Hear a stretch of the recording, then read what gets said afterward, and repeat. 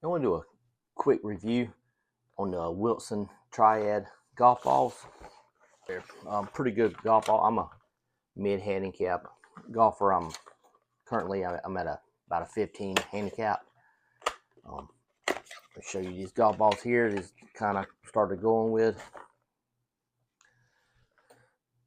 It's got a good look to it with the Wilson logo on it. Has the feel kind of like it's not a slick feel to me. It's more got a little bit of grip. It helped approaching the greens. This is for driver spin. It has a little bit lower driver spin, so it helps you where you don't hit many slices or hooks hitting the greens. It'll stay on the greens. Will help it stay on the greens a little bit better. And as far as putting, it has a little bit more of a firm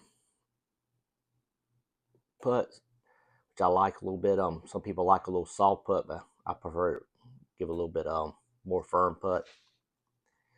Like I said, this is a Wilson Triad. So if you're a player and you're looking for like a accuracy and control, this is a good golf ball for the low to mid handicap golfer. I know several single handicap golfers that use it and they like it.